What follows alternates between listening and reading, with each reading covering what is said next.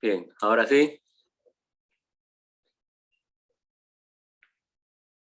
Bien, les mencionaba entonces que el tubo digestivo se inicia en la cavidad oral donde se va a formar lo que es el bolo alimenticio. Este bolo alimenticio va a pasar después al esófago, que sirve solo como conducto para que este bolo alimenticio pase hacia el estómago. En el estómago, por la acción del jugo gástrico, ¿no?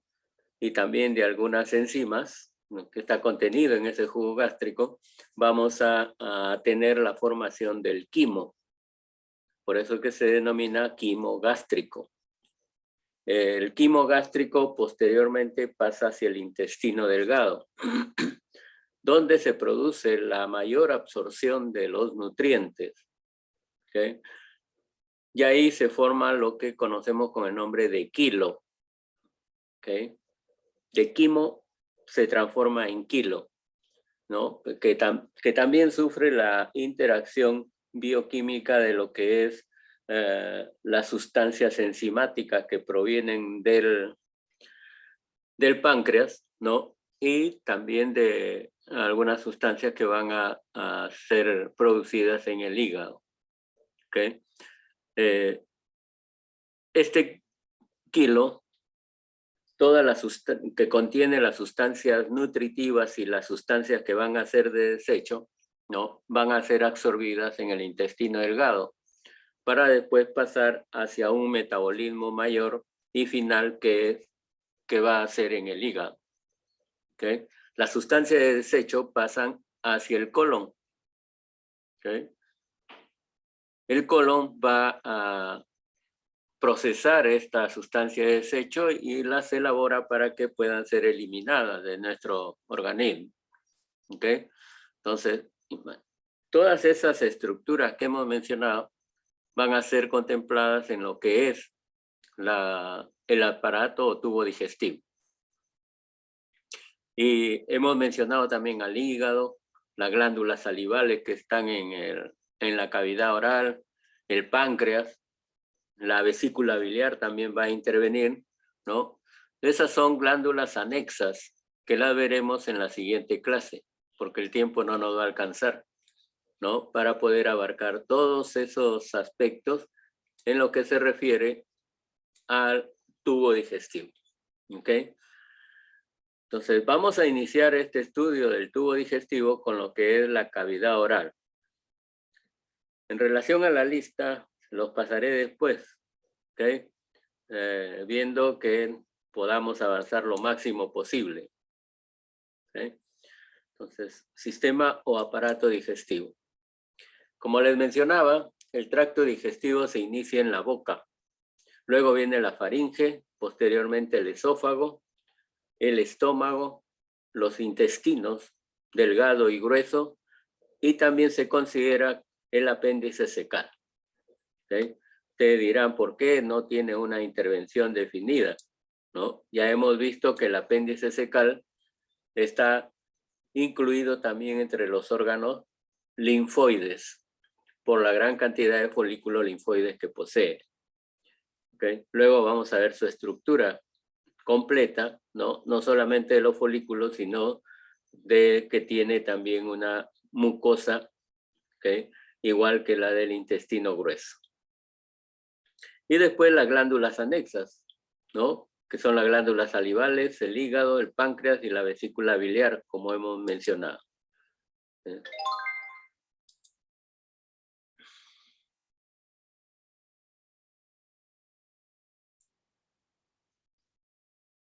Bueno, habrá que achicar esto un poco.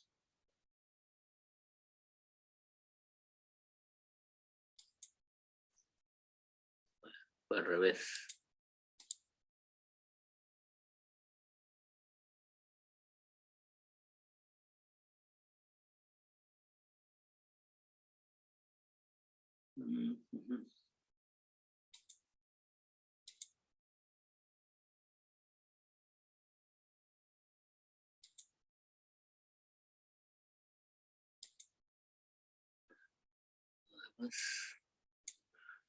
Ok.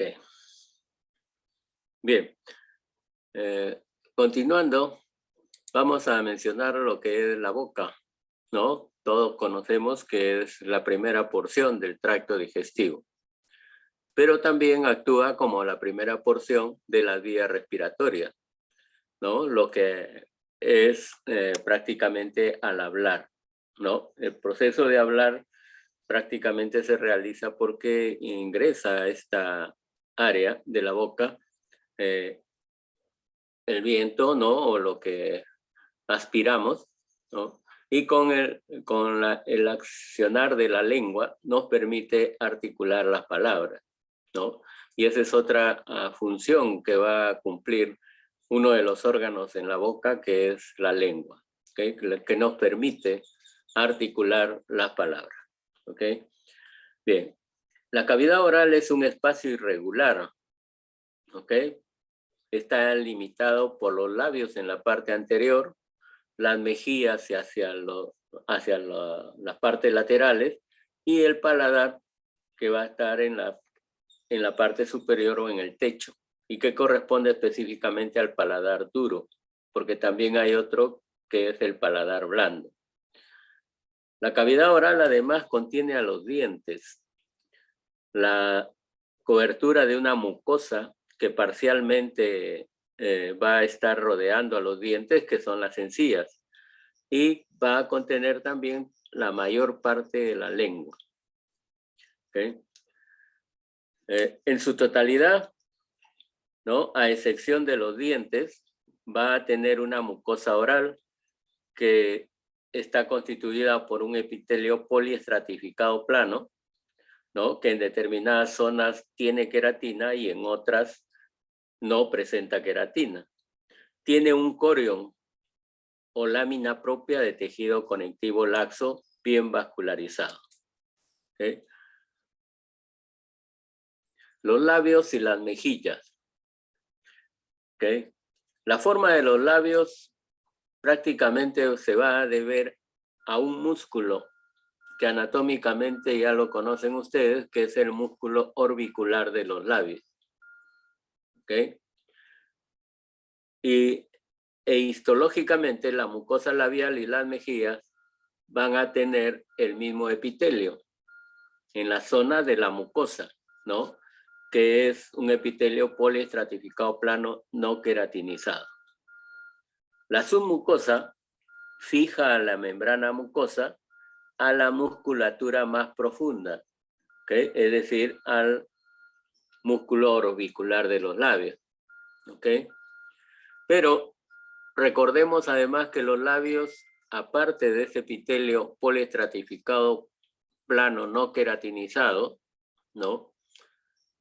Ese es el epitelio que se encuentra en la mucosa y se inicia en el borde de los labios, ¿ok? Que se conoce con el nombre de prolabio o rojo vermellón, que es de esa coloración porque tiene una muy buena vascularización, ¿ok? Si no, imagínense ustedes que o de repente ya algunos les ha sucedido, ¿qué pasa cuando se muerden los labios, no? Accidentalmente, sobre todo al comer, o bien por otra acción, ¿no? Entonces, a veces, si esa mordedura del labio es intensa, puede lograr una lesión que sangre, y va a sangrar sumamente en forma notoria por la gran vascularización que hay en esa zona, ¿no? Entonces, el labio va a tener esa zona que se conoce como prolabio, que es el rojo vermellón.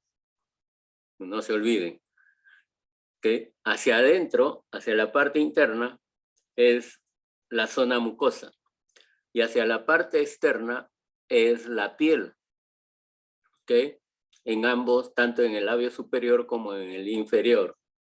Y esa piel es con epitelio poliestratificado plano queratinizado y que además presenta los anexos cutáneos, sobre todo lo que corresponde a los folículos pilosos. Si no, en cuanto a los varones en especial, en la parte del labio superior vamos a tener la presencia de bigotes y en la parte inferior la presencia, ¿no?, del inicio de la barba, ¿no? Entonces, en los varones es mucho más notoria esa presencia de folículos pilosos. En las damas muy poco, ¿no? Salvo que tengan alguna alteración de tipo hormonal, ¿no? Donde sí pueda presentar con mucha notoriedad la presencia de esa pilosidad en esta zona, ¿no? Si no, por ejemplo, lo que siempre se ha mencionado, ¿no? En algunos circos que presentaban, hoy en día es raro, ¿no?, la presencia de la mujer barbuda, ¿no? Porque presentaba tanto bigotes como barba en esa zona, ¿ok? Bien, acá tienen la parte histológica del labio, ¿ok? Tienen una zona que es el epitelio poliestratificado plano queratinizado, ¿no?, la parte externa del labio, con la presencia de los folículos pilosos, ¿ok? Estos son los folículos pilosos que ya ustedes conocen, ¿ok? Acá hay uno, acá hay otro, ¿ok? Acá también uno más pequeño, acá hay otro, ¿ok?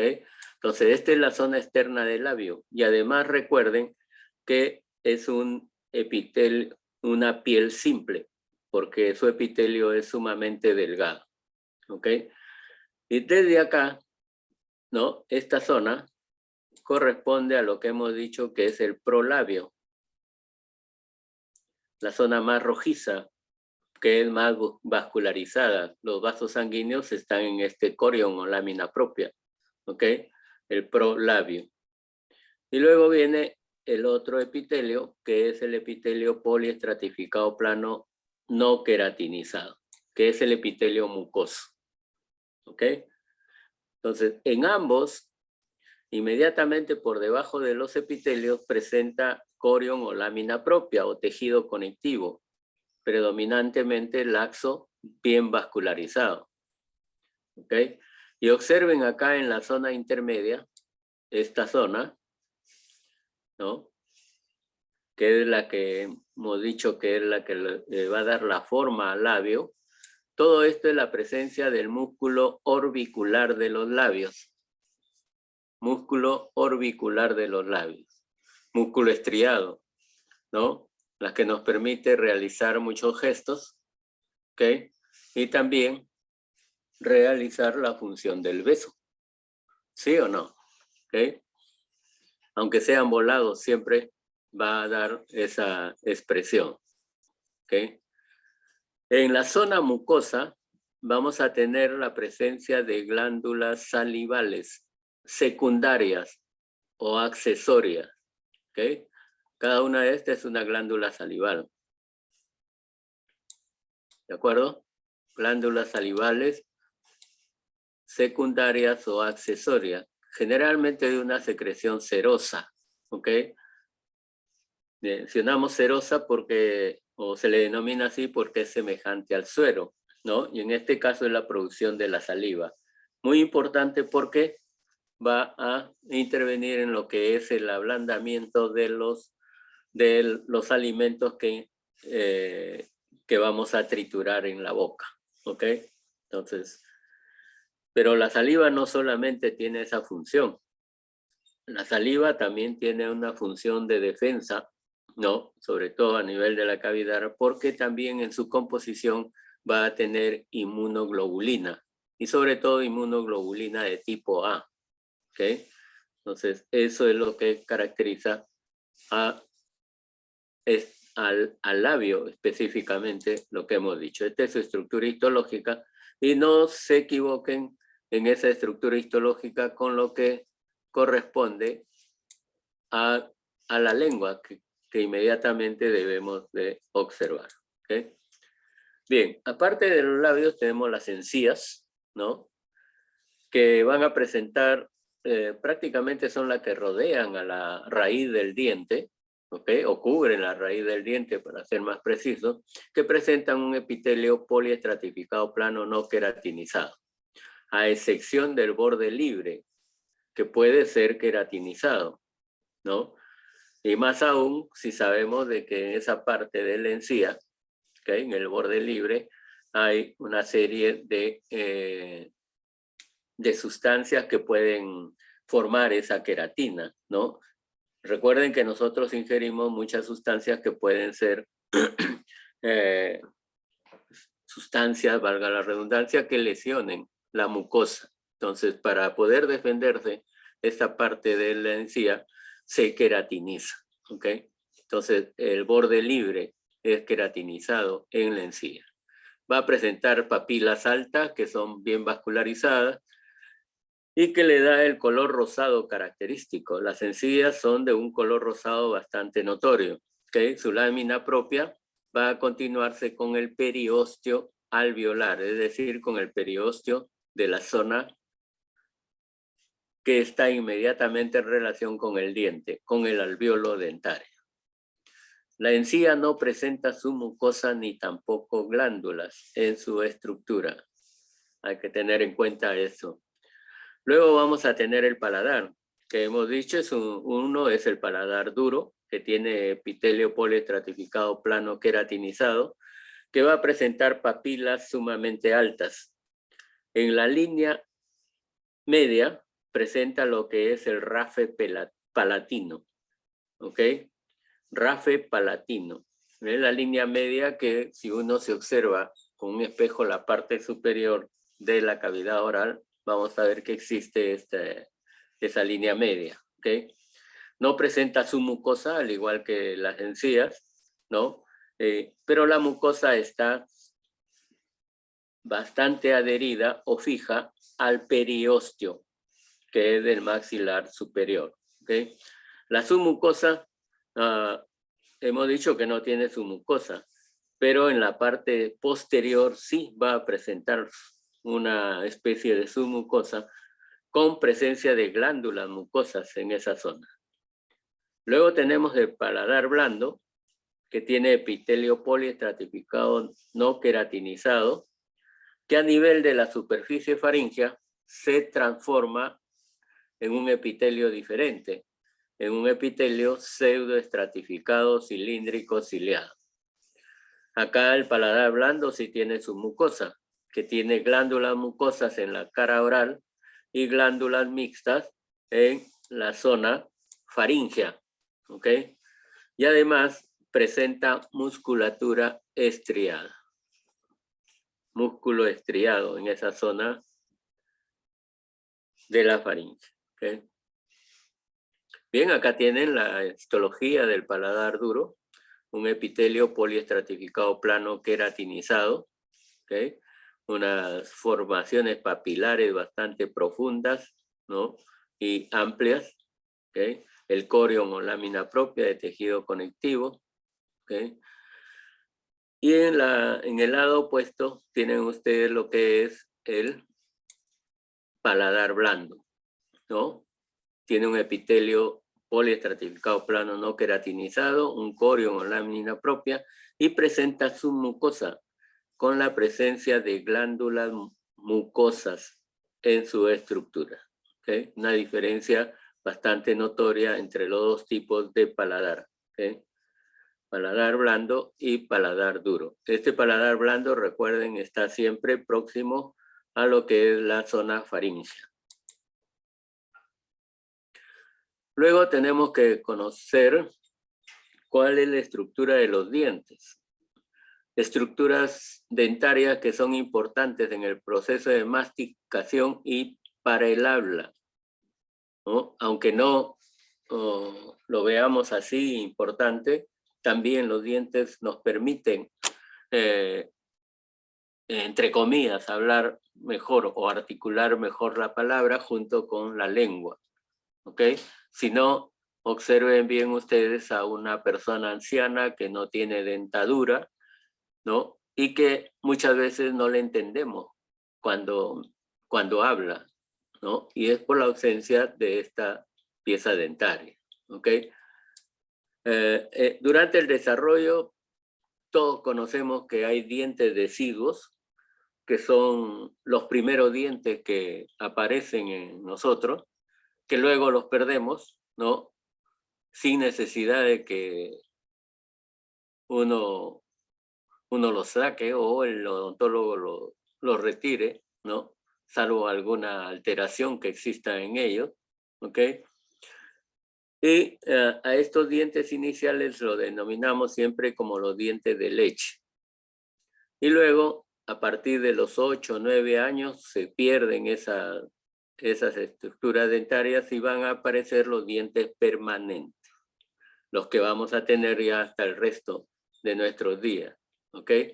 Salvo que los perdamos por acción de la caries, ¿no? O por algunas acciones accidentales también, ¿no? Bien. El diente está formado por una corona, que es la parte visible, lo que todos observamos, que tiene una capa que es muy importante, que es el esmalte, ¿ok? Una zona que es sumamente dura, ¿no? Y que nos permite realizar la acción de la masticación, ¿ok? Y la raíz, que está incrustada en el alvéolo del maxilar. Entre la corona y la raíz existe la zona del cuello, ¿ok? Que se le denomina como zona de transición. Y es lo que va a estar cubierta, ¿no? Por la encía, ¿ok? No, a veces no lo observamos, pero conforme avanza la edad, la encía se retrae y puede exponer esta zona del cuello, ¿no? A la acción de agentes lesionales, con todo lo que ingerimos específicamente, ¿no? Pueden dar algún efecto a esa zona del diente. ¿Okay? La cavidad dentaria va a tener sus estructuras, ¿no? Hay un espacio interior que comprende la pulpa dentaria, que a nivel de la corona se conoce como cámara pulpar. Luego se prolonga hacia la raíz formando el conducto radicular, que va a pasar a través del orificio apical, o también se le llama orificio radicular. El tejido dentario duro, que probablemente ustedes ya conocen, tiene sus siguientes estructuras, ¿no? Tiene el esmalte, la dentina y el cemento, ¿ok? Y va a tener un tejido blando que comprende la pulpa dentaria, la membrana periodontal que rodea toda esa estructura del diente y la encía, que va a recubrir al hueso alveolar. Y también rodea el diente entre la raíz y la corona. Este es el origen de la formación del diente, ¿ok? Siempre se inicia a partir del epitelio, ¿no? De la encía, ¿no? Del epitelio de la mucosa oral, ¿ok? ¿No? Hay un brote que va a pasar una serie de etapas en el cual se denomina el periodo de campana temprana, el periodo de campana tardía, la formación del germen dentario, ¿no? Y luego el brote de este germen dentario o la erupción del mismo, ¿no? Entonces, siempre está en el diente ubicado en el alvéolo o en el hueso alveolar, ¿ok? La erupción del diente, ¿no? Con todas sus estructuras ya bien delimitadas o bien formadas que se conocen, ¿no? Histológicamente, ¿okay? El esmalte, la dentina que está amarilla con unas líneas perpendiculares en ella, ¿no? La zona de la dentina que llega hasta una parte buena parte de la raíz, y la zona del cemento dentario que está en la parte inferior. Rodeando a este diente vamos a tener el ligamento periodontal, ¿okay? Que es lo que va a permitir la adherencia del diente hacia el hueso alveolar, ¿okay? Bien, acá tienen ya el diente erupcionado, el diente ya bien desarrollado, ¿no? ¿okay? Un esquema y la estructura propia histológicamente. ¿Okay? Todo esto es parte dura, toda la parte externa. Y en la parte interna tenemos la parte blanda que corresponde a lo que es la pulpa dentaria. ¿Okay? Va a tener una serie de células también. Por ejemplo, el esmalte, ¿no? Va a tener sus células que le dan origen, que son los ameloblastos, ¿ok? Durante su formación. Esas células son las que forman el esmalte. Luego vamos a tener los odontoblastos, que van a formar la dentina, ¿ok? Y que van a estar en íntima relación con lo que corresponde a la pulpa dentaria. De esas células odontoblásticas se forma la dentina, ¿ok? Donde está la pulpa, ahí se denomina cámara pulpar. ¿Okay? Y en la zona de la raíz vamos a tener el cemento, que muchos lo denominan también el cemento radicular. ¿Okay? Observen cómo la encía, ¿okay?, protege en cierta forma la estructura dentaria, pero deja una abertura entre el diente y la encía, ¿no? Que se conoce como el surco gingival específicamente. ¿Okay? Entonces, en esa zona puede acumularse algunos detritus de los alimentos, ¿no?, que pueden perjudicar al diente específicamente, ¿no? Y por eso es que se nos indica siempre que tenemos que hacernos la higiene dental, ¿no?, en forma periódica. ¿Okay? Este es el surco gingival en una ampliación. Este es el epitelio de la encía y la estructura del diente, la dentina. ¿Okay? El surco gingival. En la parte más profunda van a tener ustedes el ligamento periodontal. ¿Okay? Entonces, esas estructuras, lógico que para quienes seguimos la carrera de medicina tenemos que conocerlas, sí, pero quienes lo conocen más a fondo son los que siguen la carrera de odontología. ¿Okay? Luego tenemos la lengua, que es un órgano puramente muscular o constituido en la mayor parte de su estructura por músculo. ¿De qué tipo? ¿Se acuerdan? ¿Qué tipo de músculo es? Músculo estriado. ¿Okay? La lengua está ubicada en el piso de la boca, ¿no? Es el encargado de colocar el alimento entre los dientes durante la masticación. Y además es importante porque permite la deglución de los alimentos. Si no, comprueben ustedes cuando uno quiere pasar un medicamento, por ejemplo las pastillas, las cápsulas, lo hacemos por la intervención de este órgano, por la lengua. Si no, es difícil poder deglutir esos medicamentos. ¿Ok? Y con mayor razón, pues, los alimentos. Y además es importante, como hemos dicho, para articular los sonidos para el habla.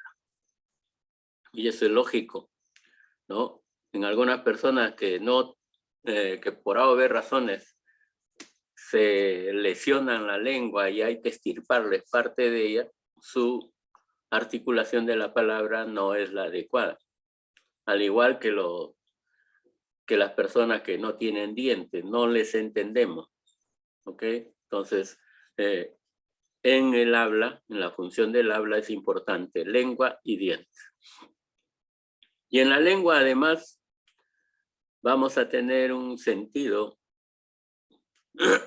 que es el sentido del gusto. ¿Okay? Nosotros probamos los alimentos, ¿no?, mediante una serie de estructuras que tienen en la lengua, que son las papilas gustativas, ¿ok?, que están en la parte superficial de la lengua, ¿ok?, que tiene un epitelio poliestratificado plano queratinizado, ¿no? Entonces, con esa papila gustativa nosotros determinamos si lo que vamos a ingerir es ácido, es salado, es dulce, ¿no? O es soso, o no tiene sabor prácticamente, ¿no? Entonces, en base a ello, la lengua es importante para poder determinar, ¿no?, el sabor de los alimentos. Anatómicamente, la lengua tiene la zona del cuerpo de la lengua y la zona de la raíz de la lengua. ¿Okay? Además de ello, en la superficie dorsal, ¿no?, en la parte que nosotros observamos, en la parte superior, ¿no?, cuando hacemos el examen clínico, abra la boca, saque la lengua, lo primero que observamos es la superficie dorsal de la lengua, donde se presenta la B lingual, o también llamado surco terminal, ¿no? Una B lingual que está en sentido inverso a quien lo observa, ¿no?, porque la punta está dirigida hacia la parte más profunda, que es el istmo de las fauces, y termina en el agujero ciego. ¿Ok? En esa zona dorsal presenta además las papilas linguales que hemos mencionado, que son de diferentes tipos. Papilas filiformes, fungiformes, caliciformes o circunvaladas, también se le llama las caliciformes, y las papilas foliadas, denominadas así porque tienen forma de hoja. Y el epitelio es poliestratificado plano queratinizado. Pero la lengua también tiene una parte ventral o la cara inferior, que a veces lo mencionamos así. Ahí el epitelio es poliestratificado plano no queratinizado, que lo hemos mencionado en la primera parte, ¿no?, del curso. ¿Okay? Y además, en esa zona no presenta papilas. Las papilas gustativas están en la zona donde hay epitelio poliestratificado plano queratinizado o zona dorsal de la lengua. Acá, esto ya la conocen, esta imagen, ¿no? ¿Okay? Esta es la... No deja observar. Esta es la zona del epitelio poliestratificado plano queratinizado. En esta zona vamos a encontrar las papilas linguales, ¿no? Lo que no observamos en esta zona, porque es la parte anterior de la lengua, o casi los 2/3 anteriores, ¿no?, es la zona de la B lingual. No se confundan con esto, ¿ok? La B lingual está en la parte más profunda, en el tercio posterior de la lengua, casi hacia el istmo de las fauces, ¿ok? La zona de intersección de epitelios, ¿no?, hacia la parte ventral cambia hacia un epitelio poliestratificado plano no queratinizado. En ambas zonas por debajo del epitelio va a presentar el corion o lámina propia, que es tejido conectivo laxo bien vascularizado. Y en la parte media vamos a tener lo que es el músculo esquelético o músculo estriado. ¿Okay? Algunos le denominan músculo estriado no esquelético, porque no hay hueso, ¿no? Ustedes habrán escuchado que popularmente se le denomina a la lengua como la sin hueso, porque no tiene hueso en la estructura, ¿no?, de este órgano. ¿Okay? Que tienen una vista macroscópica de la lengua, la cara dorsal o la superficie dorsal, acá la ubicación de la B lingual, ¿okay?, donde hay unas papilas bastante notorias, ¿okay?, que son las papilas caliciformes específicamente. Por eso es que en algunos cortes histológicos no los vemos. ¿Okay? Esta es la imagen de la papila caliciforme, ¿okay?, denominada así porque da la apariencia de un cáliz. Acá tienen una imagen tridimensional, ¿no?, donde hay otros tipos de papilas que conforman también la lengua. Las filiformes, que son las que terminan en punta, por eso se le denomina así, ¿no? Las fungiformes, que parecen un hongo, ¿no?, son redondas en su parte superficial o superior, ¿no? Las foliadas tienen forma de hoja, que lo observamos muy poco. En este recuadro está la imagen de una estructura importante de origen nervioso, que son los corpúsculos gustativos. ¿Ok? Corpúsculos gustativos o botones gustativos también se le llama. ¿Ok? Son células nerviosas que permiten las diferentes sensaciones de sabor que vamos a discernir o diferenciar con este órgano. Bien, y acá tienen lo que corresponde, aunque no se nota en la parte literal inferior, ¿no? Este es un botón gustativo. ¿Ok? Las células nerviosas, que son las que permiten la diferenciación de los sabores, ¿ok? Y células que también van a estar correspondientes a unas células que se denominan subtentaculares, ¿no? O células oscuras. ¿Okay? Entonces son células nerviosas que permiten la función de diferenciación de los sabores. ¿Okay? Una imagen histológica de la parte dorsal de la lengua, donde están las papilas. Estas son las papilas filiformes, terminan en punta. Las papilas fungiformes, que parecen hongo, por eso se le denomina así. Su borde es redondeado en la parte superior, ¿no? Tiene lámina propia y el músculo es estriado o esquelético que está en la parte más profunda. ¿Okay? Acá tiene una imagen de una papila caliciforme. Debería terminar todo en una forma casi deprimida en la parte superior, pero acá está en forma parcial, ¿no? Papila caliciforme. ¿Okay? Donde hay una buena cantidad de corpúsculos gustativos. ¿Okay? En la lengua, además, existen unas glándulas serosas que reciben el nombre de glándula de von Ebner. ¿Okay? Glándula de von Ebner. ¿Okay? Secretan, ¿no? Una sustancia serosa que va a formar parte de la saliva específicamente. ¿Okay? Bien, ahora sí ingresamos a lo que es el tubo digestivo. El tubo digestivo comprende el esófago, el estómago, los intestinos delgado y grueso, o el grueso también se le denomina colon. Debemos de manifestar además que el intestino delgado tiene 3 porciones, ¿no? De los cuales conocemos el duodeno, que es la primera porción, luego viene el yeyuno y termina en el ilio, que tenemos que diferenciar cada uno de ellos. ¿Okay? Porque es cuando vemos histológicamente un corte de intestino delgado, saber si es duodeno o saber si es yeyuno o el ilio. Y el intestino grueso, que sí tiene una sola estructura, ¿no? Salvo en la zona de la región anal donde se produce el cambio de epitelio, ¿no? La mucosa del intestino grueso va a cambiar hacia un epitelio, primero poliestratificado plano no queratinizado y luego la parte externa que corresponde a un epitelio poliestratificado plano queratinizado. Y también conocer ya las estructuras del apéndice secal. Todos estos órganos, todos tienen una misma estructura histológica. Todos tienen mucosa, epitelio y corion que forman la mucosa, ¿no? El epitelio es el que va a variar, sobre todo entre el esófago y el resto de estructuras del tubo digestivo. ¿Okay? Y todos tienen corion.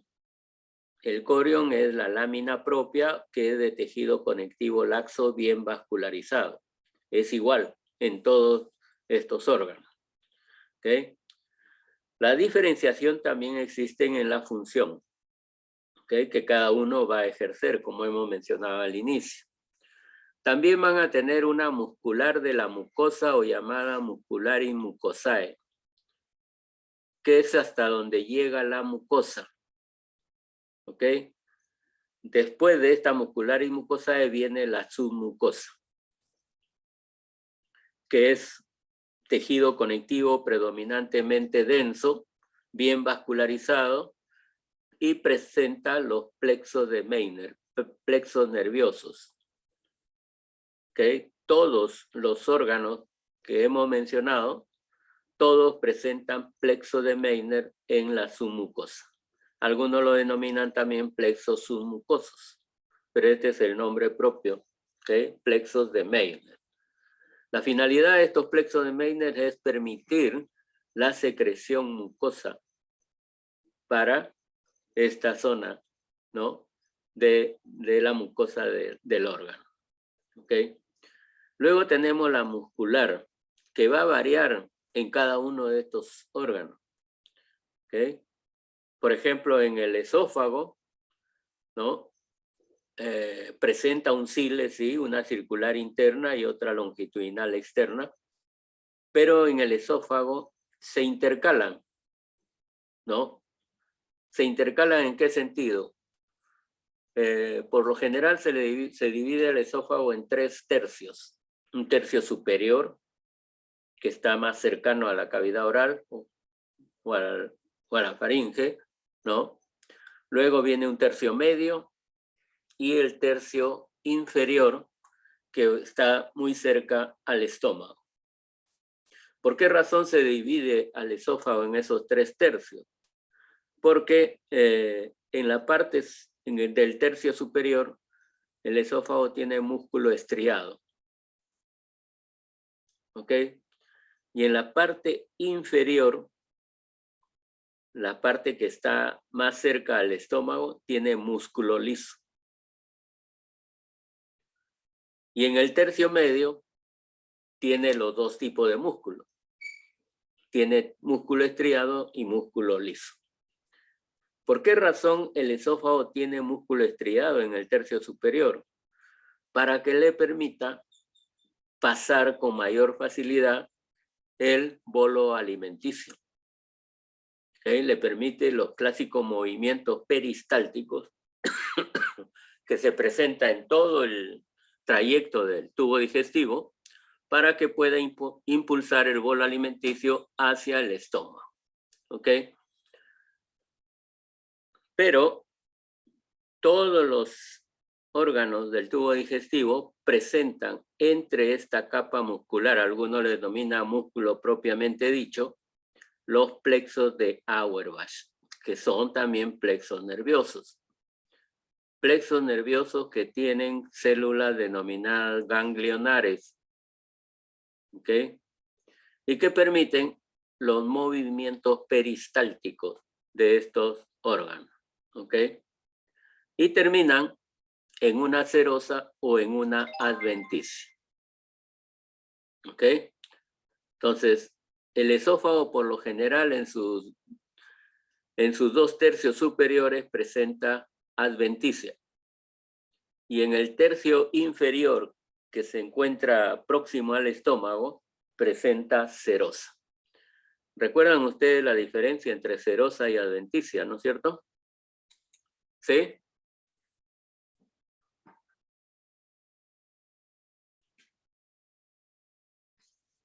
¿Me recuerdan o no? Bueno, cuando lleguemos vamos a esa capa, vamos a mencionar qué diferencia hay entre las dos.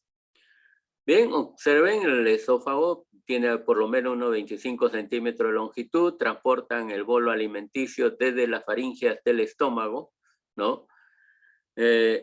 Su inicio es a nivel del borde inferior del cartílago cricoides y termina atravesando el diafragma, ¿no? Para desembocar en el estómago. Posee una musculatura mejor desarrollada que se subdivide en lo que hemos mencionado. No lo he anotado acá, pero es necesario que ustedes lo recuerden. ¿Okay? El esófago, además, en la submucosa posee glándulas. Es una forma de diferenciarlo también de la submucosa del estómago. El estómago no tiene glándulas en la submucosa, el esófago sí. Y a esas glándulas se les denomina glándulas esofágicas. ¿Ok? Luego el esófago también presenta lo que es los esfínteres. ¿Ok? Hay un esfínter muy importante que está en la unión con el estómago, ¿ok? Que es el esfínter esofágico inferior. ¿Ok?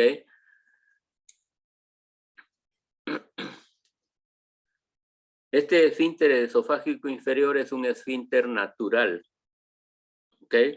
Que se produce por acción del óxido nítrico y también por el polipéptido intestinal vasoactivo, que son sustancias transmisoras, ¿ok? Este esfínter esofágico inferior tiene una gran importancia, en la cual también interviene el diafragma, que es evitar la regurgitación de los alimentos, es decir, evita que uno pueda devolver los alimentos, salvo que se venza esa resistencia y podamos realizarlo, ¿no? Por ejemplo, en los clásicos vómitos. Ahí el esfínter esofágico se relaja, ¿ok? Aparte de ello, debemos decir que también las fallas en ese esfínter esofágico permite la presencia de lo que se conoce con el nombre de hernias del hiato esofágico. Hernias que a veces son bastante pronunciadas y permiten que parte del estómago se exteriorice sobre el diafragma, ¿no? Y ustedes van a poder ver de repente en los atlas de Netter que hay una imagen, un dibujo en el cual casi todo el estómago está hacia la cavidad torácica, ¿no? Que ha atravesado el diafragma. ¿Sí? Entonces, la histología del esófago tiene una mucosa que es epitelio poliestratificado no queratinizado. Esto recuérdenlo bien, no tiene queratina el epitelio del esófago. El corión o lámina propia, que es tejido conectivo laxo bien vascularizado. ¿Ok? Entonces, esta mucosa está delimitada por la muscular de la mucosa o musculari mucosae, que eso sí, es músculo liso. ¿Ok? Luego viene el nasumucosa, ¿ok? Que es tejido conectivo laxo bien vascularizado, ¿no? En muchos textos figura como tejido conectivo denso, pero presenta los plexos de Meissner. Luego viene la capa muscular propiamente dicho, el cile, ¿no? Aquí está lo que hemos mencionado. En el tercio superior es estriado, en el tercio inferior músculo liso. Y entre los dos hay músculo liso y estriado en el tercio medio. ¿Okay? Y presenta los plexos de Auerbach. Todos los órganos del tubo digestivo presentan los dos plexos. Los plexos de Meissner en la submucosa y los plexos de Auerbach entre las capas musculares, músculo liso específicamente. El esófago presenta una adventicia que es de tejido conectivo laxo, a veces presencia de tejido adiposo, ¿no? Que lo fija a estructuras vecinas. Pero en el tercio inferior presenta una serosa, es decir, en la proximidad hacia el estómago. Deja de presentar adventicia. ¿Okay? ¿Con qué órgano se relaciona anatómicamente el esófago? Estómago. ¿Con qué otro órgano? Estómago. No, que esté próximo a él. Un órgano que no. ¿Con cuál? ¿La tráquea? Muy bien, con la tráquea. Así es. ¿Ok? Si ustedes observan una disección en una autopsia, ¿no? Extirpan el esófago y los pulmones desde la tráquea, van a ver que entre el esófago y la tráquea hay un tejido totalmente laxo. ¿Ok? Ese tejido es la adventicia, que corresponde a los dos órganos, tanto al esófago como a la tráquea. ¿Ok? Por esa razón, cuando existe una lesión a nivel esofágico, ¿no? Que pueda en cierta forma atravesarlo, también va a lesionar a la tráquea, dependiendo del impulso y de la profundidad de la lesión. ¿Ok? Entonces, se lesionan los dos órganos, tanto esófago como tráquea. Y en la tráquea específicamente es cuando va a alterarse lo que es la función respiratoria. ¿Okay? Bien, acá tienen la histología, tienen el epitelio que forma la mucosa, ¿no? Que acá está magnificado, el epitelio característico, ¿no? Poliestratificado, plano, no queratinizado, que tiene las capas que ya conocen ustedes, superficial, media, superficial, ¿no? El estrato intermedio, sí, el estrato parabasal y el estrato basal o germinativo. Luego viene el corion o lámina propia, tejido conectivo laxo bien vascularizado. Y en esta capa de acá es la muscular de la mucosa, o como está señalada acá, muscular y mucosae. ¿Okay? Músculo liso en toda su extensión. Luego viene la submucosa. ¿Okay? La submucosa, que es tejido conectivo denso en muchas zonas, ¿no? Porque tiene fibra de colágeno. ¿Okay? Tiene también tejido, fibras reticulares, fibras elásticas muchas veces, ¿no? Y es bien vascularizado y presenta el clásico plexo de Meissner o plexo submucoso, plexo nervioso de Meissner o submucoso. ¿Okay? Entonces, esta es la capa muscular propiamente dicha, ¿no? Hasta acá se observa submucosa, pero acá está la muscular con el clásico cile, circular interna y longitudinal externa, ¿no? Cile en castellano, porque ahí están las siglas en inglés, cile. ¿Okay? Circular interna y longitudinal externa. Y tiene la adventicia. ¿Okay?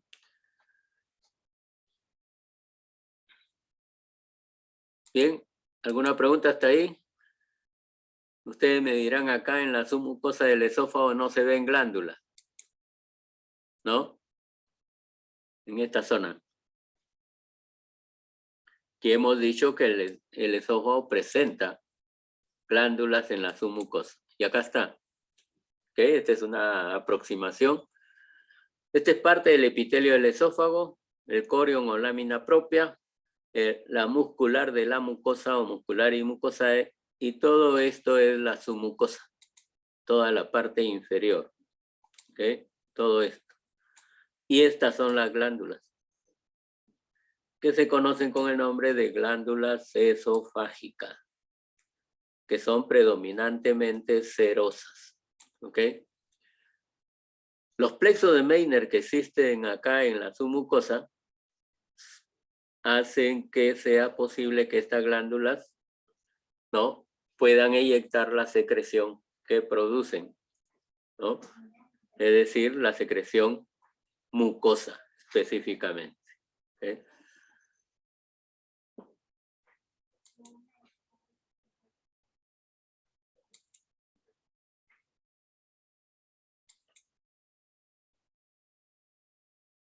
Bien, algo importante que también debemos de conocer es esta zona.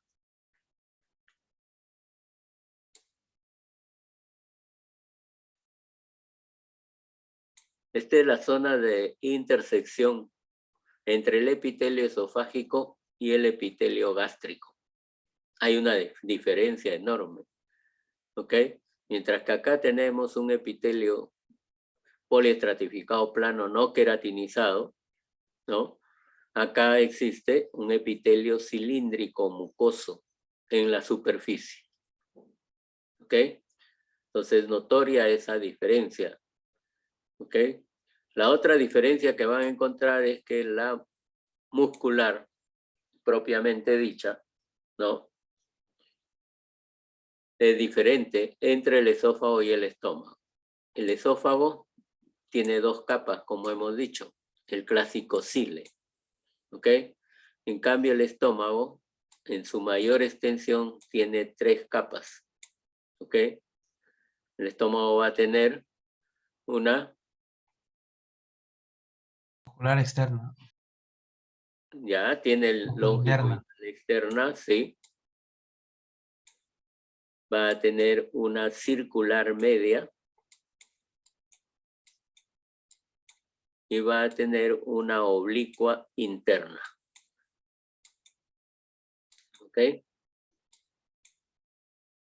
Según el texto de Ross, en su última edición, menciona de que esta capa, la oblicua interna, esta es letra I, parece una E, la oblicua interna y la circular media no son completas en toda la extensión del estómago, pero se considera que hay las tres, porque está en la mayor parte de toda la extensión de este órgano. ¿Ok? No se olviden, oblicua interna, circular media y longitudinal externa. Es lo que lo diferencia del esófago. ¿Ok? En esta zona, los dos órganos presentan serosa. ¿Ok? Acá tienen un aumento de la imagen, ¿no?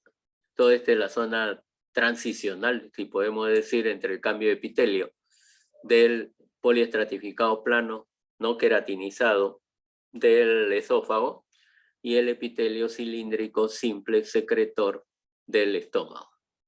¿Ok?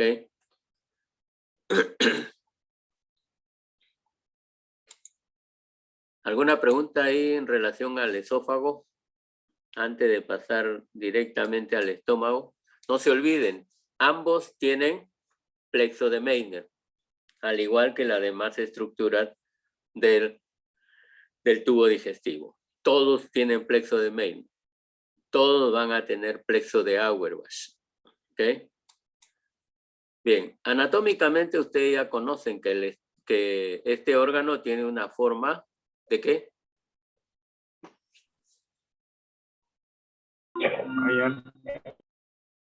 ¿De una qué? ¿Ah?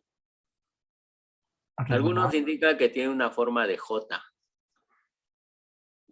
Y las literaturas más antiguas indican que tiene la forma de una gaita gallega, ¿no? Que es un saco que tiene una serie de tubos que sirve para emitir los diferentes sonidos de esa gaita, ¿no? Entonces, sea cual sea la forma que él mencione, tiene cualquiera de las dos que hemos mencionado. La zona de unión del estómago con el esófago se denomina la zona del cardias. Inmediatamente por debajo del cardias vamos a tener la región del fondo gástrico. ¿Ok? Ahí hay un esfínter, el esfínter esofágico inferior. Perdón, debe ser esfínter esofágico inferior para el esófago y superior para el estómago. ¿Ok? Esfínter que se relaja durante la deglución para permitir el paso del bolo alimenticio. Luego viene el área más extensa del estómago, ¿no? Que corresponde al área del cuerpo, el cuerpo gástrico. ¿Ok? Y luego la zona antral. ¿Ok? Zona antral que termina en el píloro. ¿Ok? El píloro que es la unión con el duodeno.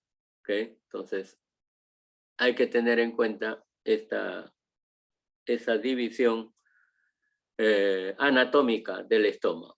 Histológicamente o anatómicamente también es un poco difícil a veces determinar qué caracteriza a cada uno en la parte histológica. A veces el antro y el cuerpo se va a caracterizar por presentar determinadas células que no existen a nivel de la región pilórica. ¿Ok? Bien, vamos a pasar al dibujo. Esto es lo que corresponde a la mucosa gástrica, específicamente.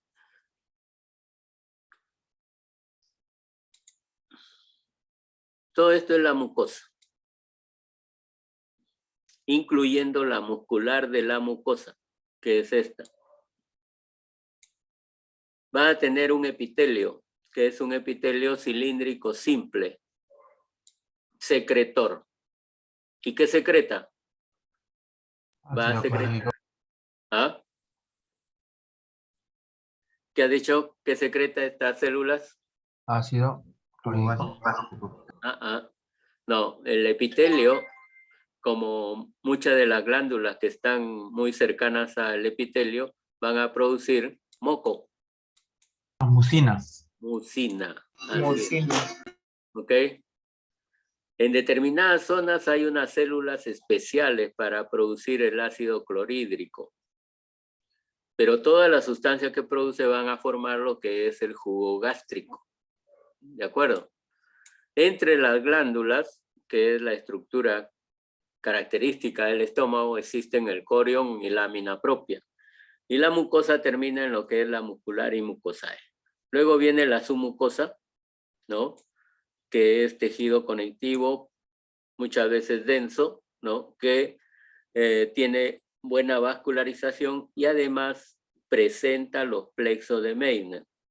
Ya hemos dicho, la función de los plexos de Meissner es participar para que las glándulas, sobre todo que están en la mucosa, puedan producir su secreción, ¿no?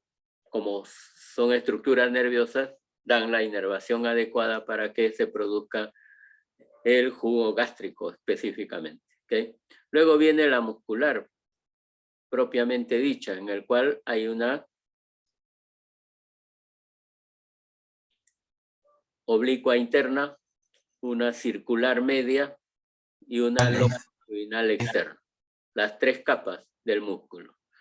Entre estas 2 últimas capas vamos a tener el plexo de Auerbach y termina en una serosa. El estómago sí tiene serosa en toda su extensión. ¿Ok? ¿Cuál es la diferencia entre serosa y adventicia? Creo que le mencioné en una oportunidad. La adventicia significa al viento. Y si se acuerdan de esa canción, ya, bueno, de mi época sí, pero de ustedes de repente no, ¿no? Que es libres como el viento, ¿no? Entonces, es así, la adventicia es libre, no tiene ningún límite, ¿no? Por eso significa al viento, ¿ok? En cambio, la serosa sí tiene un límite. ¿Cómo? Disculpe, pero la adventicia también tiene abundantes vasos y nervios, ¿no, doctor? Tiene, la adventicia me dice que tiene...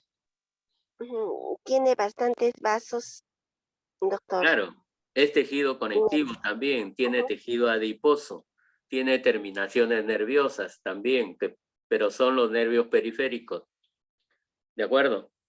Pero las estructuras nerviosas más representativas en el tubo digestivo son los plexos que hemos mencionado. El plexo de Meissner en la submucosa y el plexo de Auerbach, que lo vamos a ver después, que está entre las capas musculares. ¿Ok? Pero les mencionaba que la serosa se diferencia de la adventicia porque la serosa sí tiene un límite. ¿Ok? Y ese límite es la presencia de una capa de epitelio simple que corresponde a las células mesoteliales. ¿Ok? La adventicia no tiene células mesoteliales, la serosa sí. ¿Ok? Entonces la serosa está delimitada, la adventicia no tiene límite. Bien, acá tienen una magnificación de lo que es la parte de la mucosa, ¿no?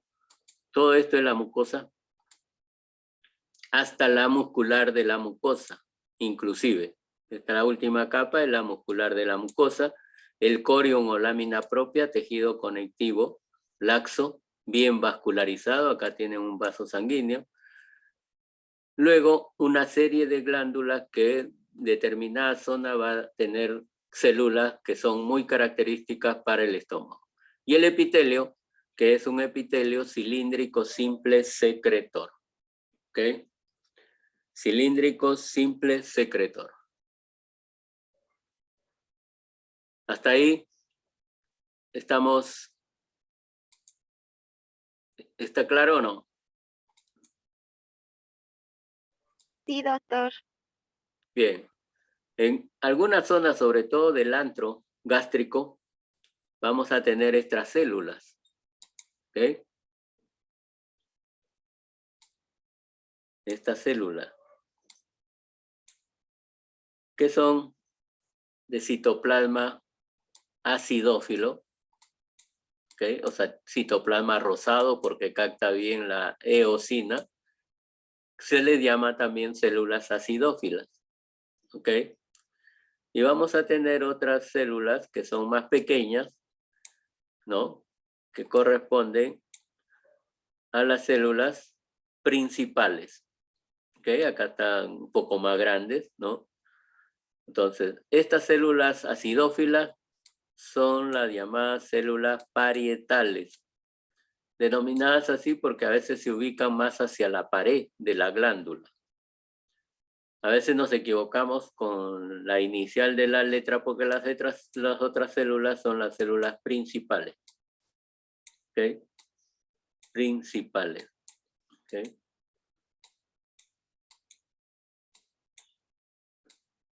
Principales. Estas son parietales. Las parietales son acidófilas. Y les menciono acidófilas porque le va a permitir recordar mejor qué secretan. ¿Qué secretarán si son acidófilas? Ácido. Ácido ¿Ah? clorhídrico. Ácido clorhídrico. Ácido Claro, clorhídrico. así es. Es acidófila porque secretan el ácido clorhídrico. ¿Ok? Mientras que las células principales, ¿qué secretarán? Enzimas digestivas. ¿Ah? Enzimas ¿Cuál digestivas. dicen? Enzimas digestivas. Mucina. No. Factor intrínseco. Las mucinas van a ser producidas por las células del epitelio, que son mucosas, ¿ok? Y por algunas células del mismo tipo que están en el interior también de la mucosa del órgano, ¿ok? Y ese mucosa o mucina se produce precisamente para contrarrestar la acidez, ¿no? Lo que es el ácido clorhídrico. ¿Okay? Y siempre la mucina va a estar a este nivel, sobre la célula de la mucosa. ¿Okay? Ahí vamos a tener mucina, que protege a la célula de la acción del ácido clorhídrico. Esa es la razón por la cual se encuentran ahí, esa mucina. Porque si no existiera, el ácido clorhídrico va a alterar a esta mucosa. ¿Ok? ¿Cómo sucede en los procesos de gastritis? ¿No? O cuando una persona tiene acidez gástrica. Es porque ya esa mucosa no responde. O no hay la suficiente formación de moco al nivel de la superficie de las células gástricas para poder contrarrestar la acción del ácido clorhídrico. ¿Ok?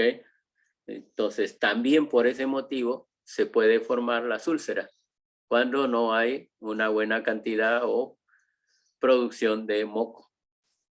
¿Ok?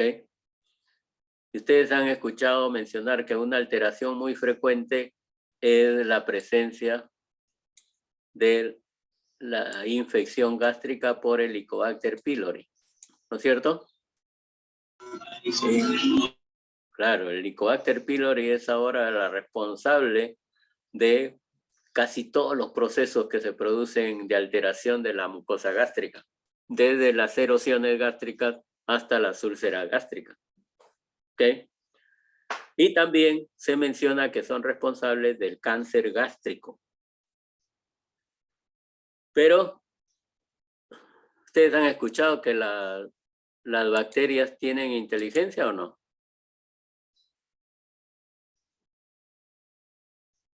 En cierta forma se puede decir que sí. ¿Por qué razón?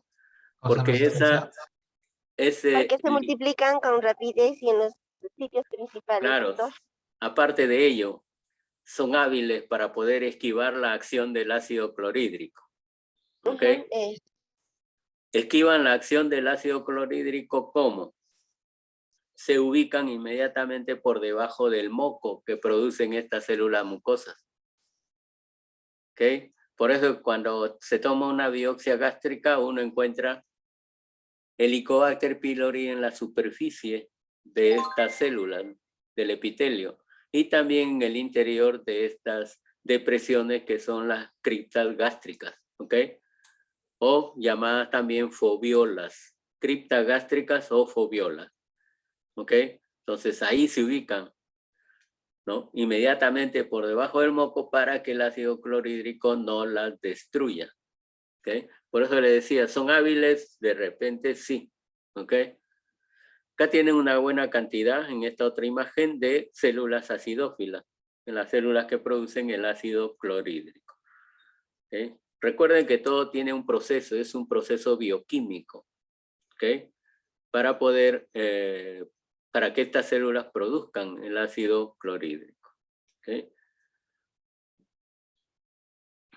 Bien, nuevamente una magnificación de todas las células acidófilas que están observando ustedes. ¿Okay? Hay parte del corion o lámina propia con la presencia de otras células. ¿Okay? Observen cómo hay gránulos en alguna de estas células para producir también, especialmente en las células que corresponden a las principales, ¿no? Que producen pexina. Las células principales producen pexina, que son muy importantes también en lo que es la función, ¿no? Que va a contrarrestar en cierta forma, ¿no? la acción del ácido clorhídrico. Lo otro, las células acidófilas o que producen ácido clorhídrico no solamente va a producir ese ácido clorhídrico, también va a participar en lo que es la absorción y parte del metabolismo de la vitamina A. ¿Okay?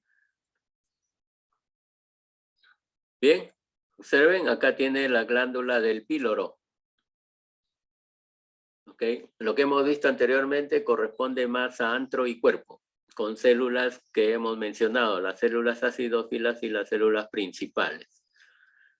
La región del antro no tiene esas células. ¿Okay? Tiene una mucosa, ¿okay? Que es un poco más baja en cuanto a la altura de su mucosa. ¿Okay? Tiene también las foveas, son estas depresiones, ¿no? O invaginaciones que da el epitelio de la mucosa, pero sus glándulas, todas las glándulas son de tipo mucoso.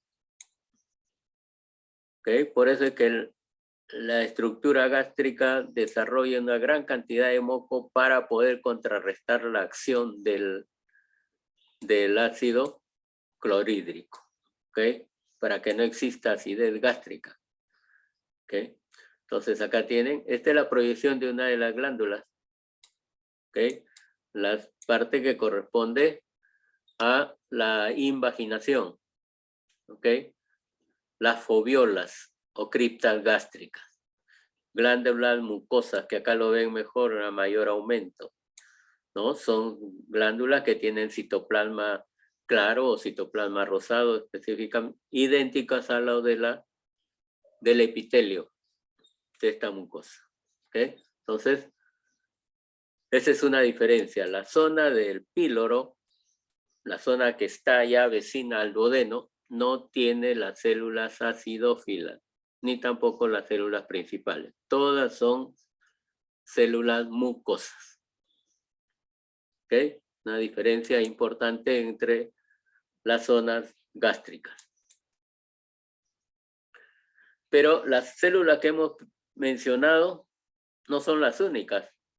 Las células gástricas que están en la región del cuerpo y del fondo son las células principales y las células parietales.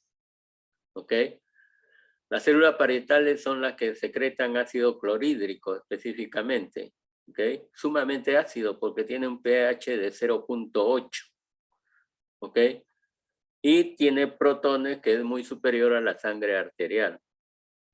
Este ácido clorhídrico también es importante porque elimina las bacterias que ingresan con los alimentos. Por eso es que el Helicobacter pylori se sumerge al interior o por debajo del moco.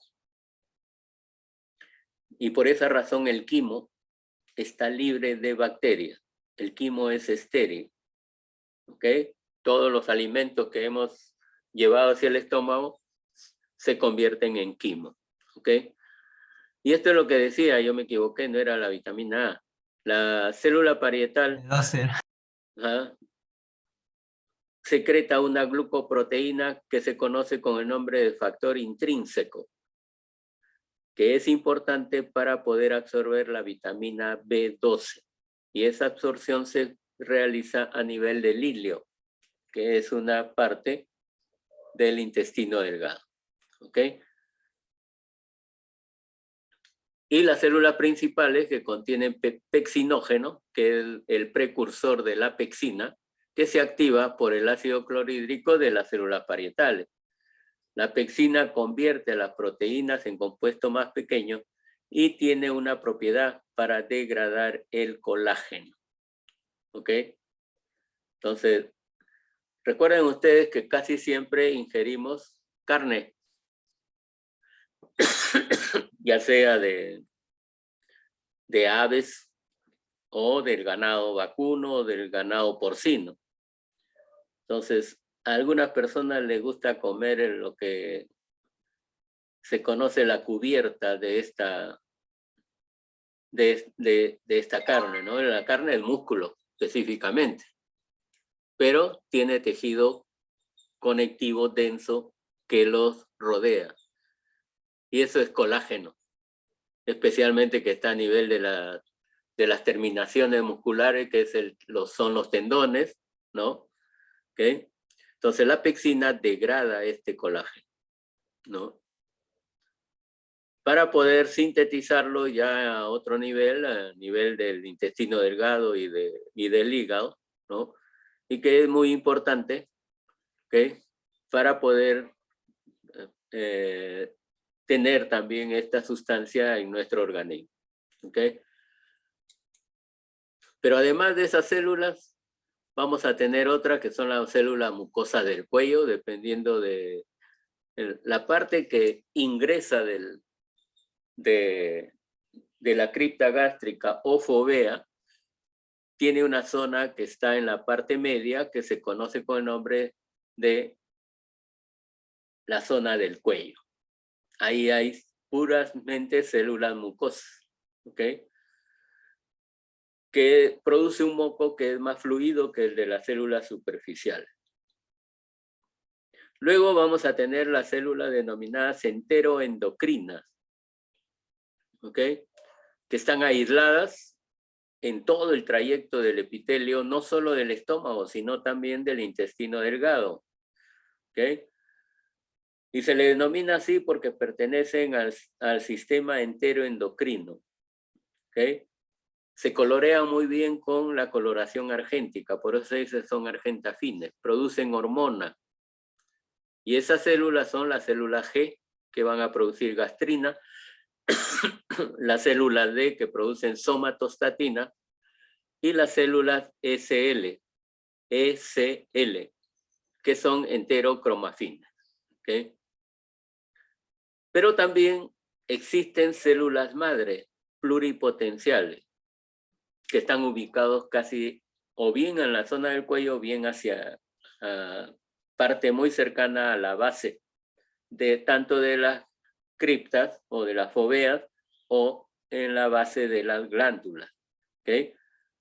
Esas células madres son indiferenciadas y se indica de que conforme van llegando a su término las células que están en toda la glándula, estas células la reemplazan inmediatamente. ¿Okay?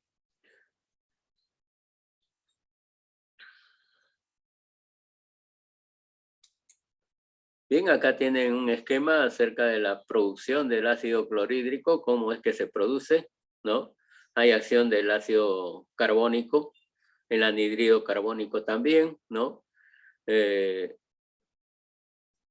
Este ácido carbónico va a dejar su ion hidrógeno libre y por otra parte ingresa también a la célula el cloruro de sodio y el agua.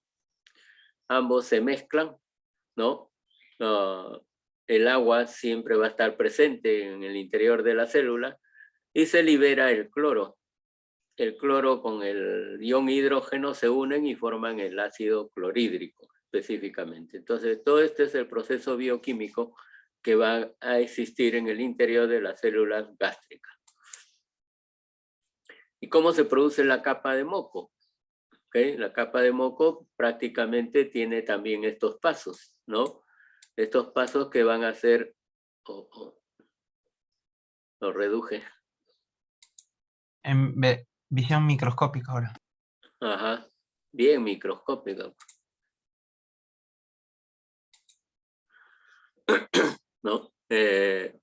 Entonces, la producción de moco también es importante. ¿Por qué razón? Porque hay producción de bicarbonato para contrarrestar la acción del ácido clorhídrico, ¿no? Entonces, tiene todos estos pasos para la producción de bicarbonato. Pero además, el bicarbonato se produce también en una de las células pancreáticas que corresponde al páncreas exocrino. ¿Okay? Nos gana la hora, no vamos a poder terminar. Nos toca ver lo del intestino delgado. Bien, esto lo pueden leer ustedes. Acá tienen las porciones, el duodeno, el yeyuno y el ilion. ¿Okay? El duodeno es la parte más corta. Tiene a lo mucho 30 centímetros de largo. Los 2/5 proximales del yeyuno no es más largo que el duodeno. El ilion es mucho más largo todavía. Abarca los 3/5 distales. ¿Okay? Las capas son las mismas. Tiene una mucosa. ¿Okay? Tiene una mucosa. Todo esto. Hasta la muscular de la mucosa. Tiene una submucosa. Estamos viendo la primera porción del intestino delgado, que es el duodeno. ¿Ok? En el duodeno el epitelio cambia. Hemos dicho que el epitelio del estómago es cilíndrico simple, secretor, ¿no es cierto? Y tiene una serie de glándulas en su interior. El intestino delgado tiene otro tipo de epitelio, que también lo hemos mencionado cuando hemos hecho la clase de epitelio, ¿no? Pero tiene esta estructura, ¿ok? Todo esto es la mucosa. Luego viene la submucosa con su plexo de Meissner también, y luego la muscular, ¿ok? Ahí sí hay los dos, la circular interna y la longitudinal externa, nada más 2 capas. ¿La oblicua interna, profesor? Es solo en el estómago, Nada más. nada más. Esa es una diferencia también que tienen que recordar, ¿ok?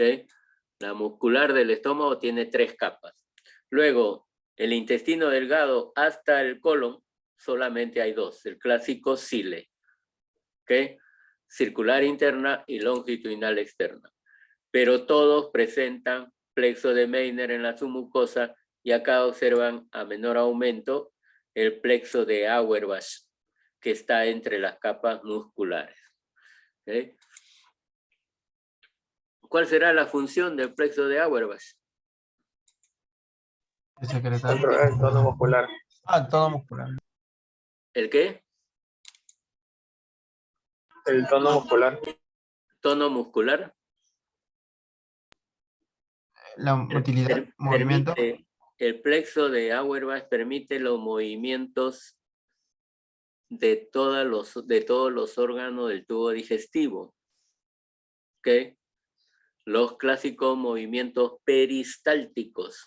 Peristálticos. No se olviden. ¿Ok? El plexo de Auerbach es el que da el estímulo para esos movimientos peristálticos.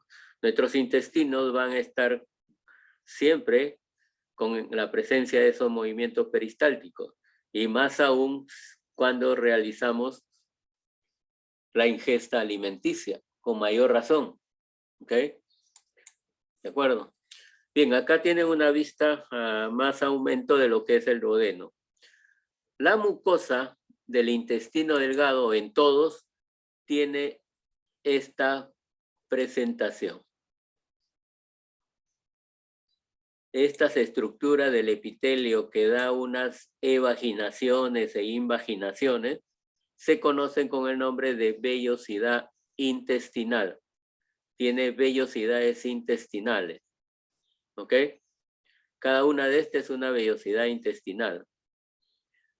¿Y cuál es la función de esa vellosidad intestinal? El duodeno es específico, o junto con el yeyuno y el ilion, absorben todos los nutrientes. Para eso sirven las vellosidades intestinales.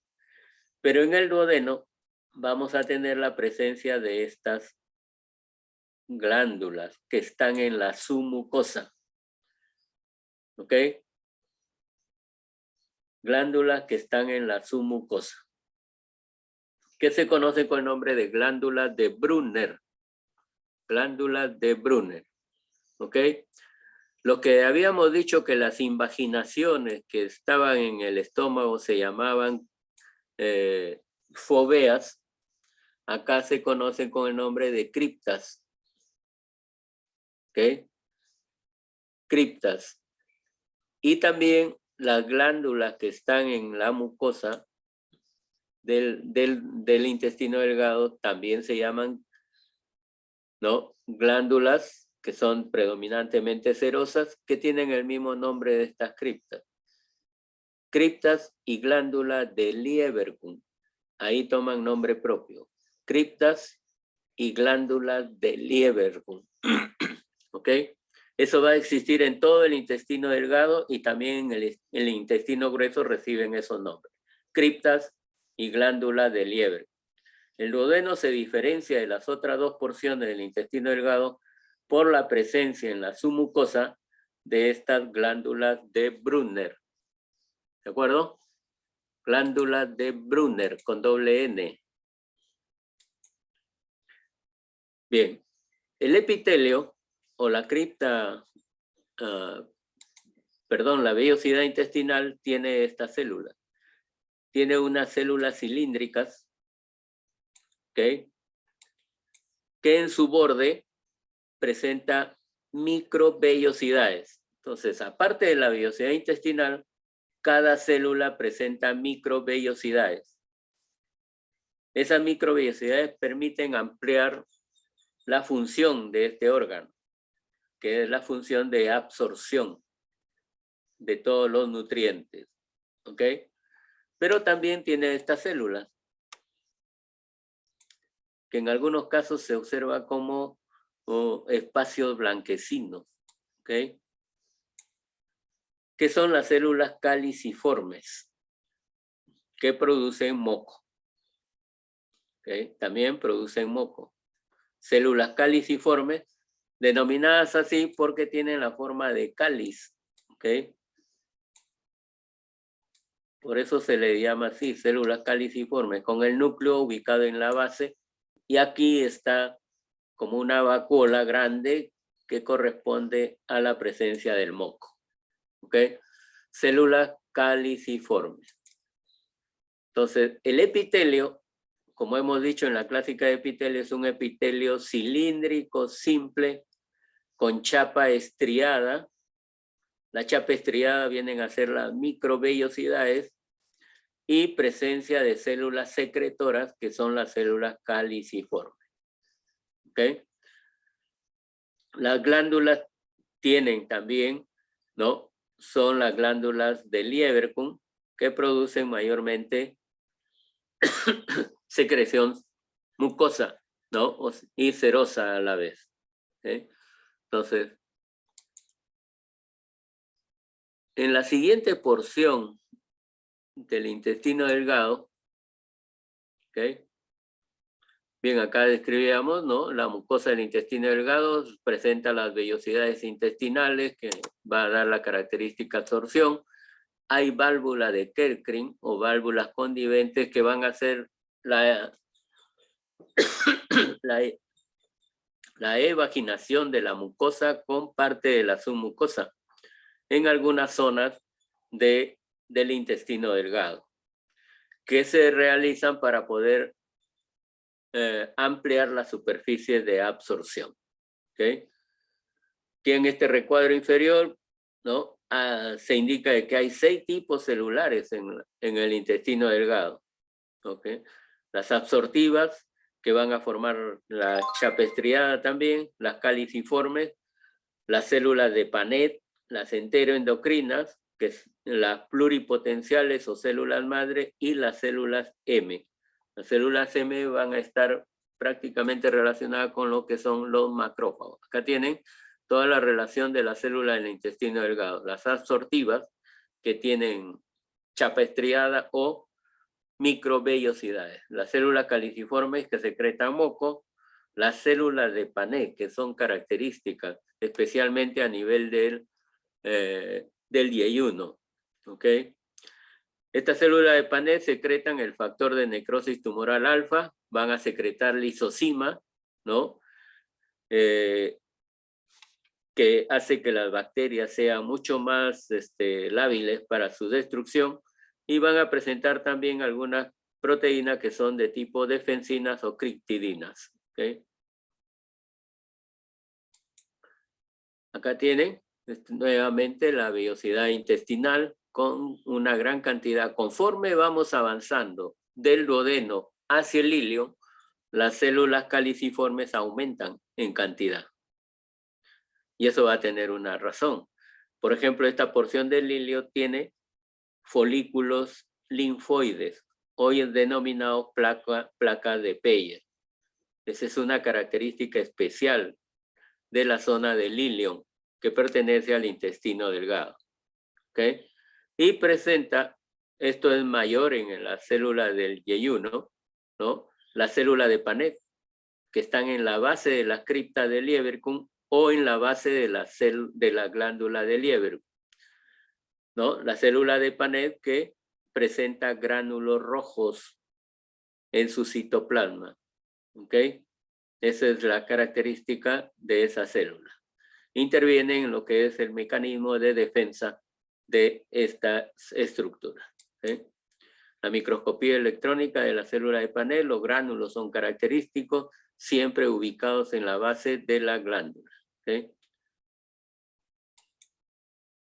Estas son las otras células que hay también en la mucosa del intestino delgado, enteroendocrinas, enterocromafines, las células D que producen somatostatina y las células S que producen secretina.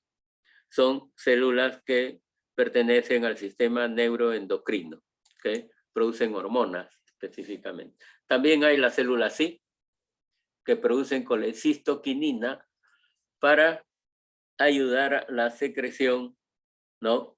De la vesícula biliar, específicamente, para poder impulsar la bilis que se almacena en la vesícula biliar y enviarla al torrente duodenal específicamente.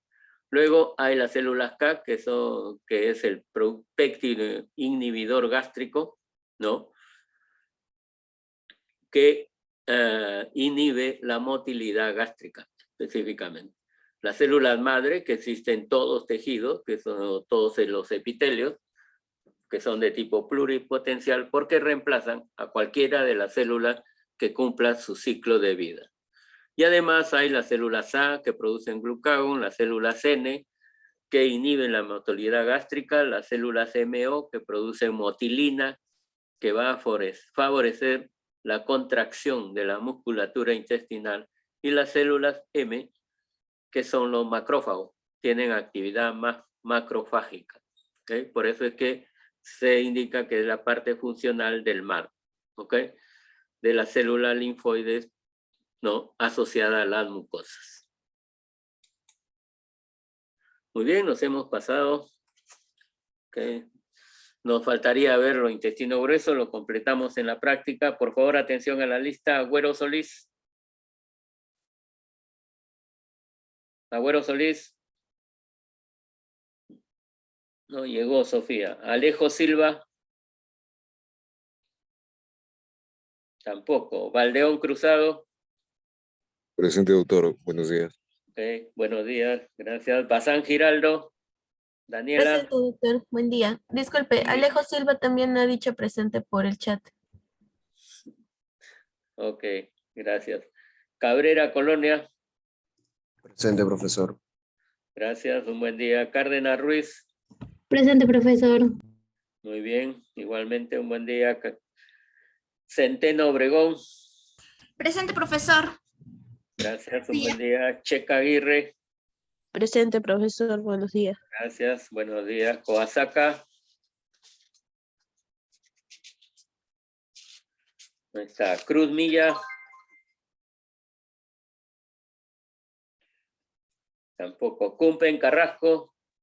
Presente, doctor. Buenos días. Muy bien, gracias. La semana pasada no has estado. Díaz Rivera. Presente, doctor. Gracias. Díaz Santos. Presente, doctor. Buenos días. Gracias. Falcón Jiménez. Presente, doctor, buenos días. Gracias. Buenos días. Garay Vázquez. Presente, doctor Garay Vázquez. Buenos días. Gracias. Lizarbe Díaz.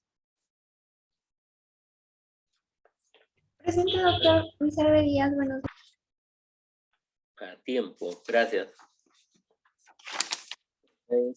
Loaiza Lazo. Presente, profesor. Buenos días. Buenos días. Gracias. Montoya Ordóñez. Namuche Presente. Jaime. Montoya. Sí, doctor. Gracias. Namuche. Presente, doctor. Buenos días. Buenos días. Gracias. Ortiz Chajoli. Presente, profesor. Buenos días. Buenos días. Gracias. Osorio Quiñón. Presente, doctor. Buenos días. Buenos días. Pagan Choquecagua. Presente, profesor. Buenos días. Buenos días. Pinchi. Presente, profesor. Bueno, igual no estuviste la semana pasada. Quintana Inocente. Presente, doctor, buenos días. Buenos días, gracias. Quispe Muñico. Presente, profesor. Y también faltaste la semana pasada. Ramírez Enrique. Presente, profesor. Buenos días. Gracias. Ricardi Valiente. Presente, profesor. Gracias. Ríos Trujillo. Presente, doctor. Buenos días. Gracias. Buenos días. Robles Janampa. Presente, profesor. Gracias. Rodríguez Rojas. Rodríguez Rojas Naomi. Presente, doctor. Rodríguez Rojas Naomi. ¿Y tu hermana? No sé, doctor. No es mi hermana. Ah, no es tu hermana. Tienen los mismos apellidos. ¿Quién? ¿Andrea? Sí, profesor, presente. Ah, ok, disculpa si es que no son hermanas, pero tienen los mismos apellidos. Romanín Collazo. Presente, doctor. Buenos días. Buenos días. Ruiz Urbano. Presente, doctor. Buenos días. Buenos días. Salas Licona. Presente, doctor. Buenos días. Gracias, buenos días. Sarabia Belén. Buenos días, profesor, presente. Ok, gracias. Solórzano. Presente, doctor. Buenos días. Buenos días, gracias. Soto Ildefonso. Buenos días. Presente, doctor. Gracias. Buenos días. Torres Milla. Valdés Maldonado. Presente, doctor Valdés Maldonado. Ok, gracias. Valente Quispe. Presente, profesor Valiente. Gracias. Velázquez de La Paz. Presente. Gracias. Beli Farfán. Presente, doctor. Buen día. Vilches Ibarra. Tampoco. Faltó la semana pasada también. Villanueva Andrade. Doctor, buenos días. Presente. Buenos días. Gracias. Villegas Villalobos. Villegas. Hernández Ajalcriña. Presente, profesor. Buenos días. Presente. ¿Quién eres? Buen día. Presente. ¿Quién dices? ¿Villegas? No. Profesor Villegas, sí respondí. Ok, gracias. Por eso estoy preguntando. Ramos Dueñas. Guayani Yáñez. Ramos Dueñas presente, doctor. Presente. Ya, ok, los dos, gracias. Torres Milla, Stephanie. Hola, doctor. Buenos días. Disculpe, Buenos días. mi hermana también está presente. Sabes que su micro no funciona ahorita. Y le escribió por el chat. Ya, ok, gracias. Soto Córdoba. Presente, profesor. Otero Kruger. Presente, Otero, profesor. Gracias. Muy bien, hasta ahí. Nos vemos en la práctica. Ok. Hasta luego, doctor, gracias. A ustedes. Profesor, disculpe. Cruz Milla presente. Cruz Milla. Sí, doctor. Mi audio estaba fallando, perdón. Ya, de acuerdo. Gracias. Bien. Doctor, me puedo retirar, ¿no? Gracias. ¿Cómo? ¿Ya nos podemos retirar, doctor? Sí, ya nos pasamos de hora. Ok, Muchas gracias, doctor. A Gracias. ustedes.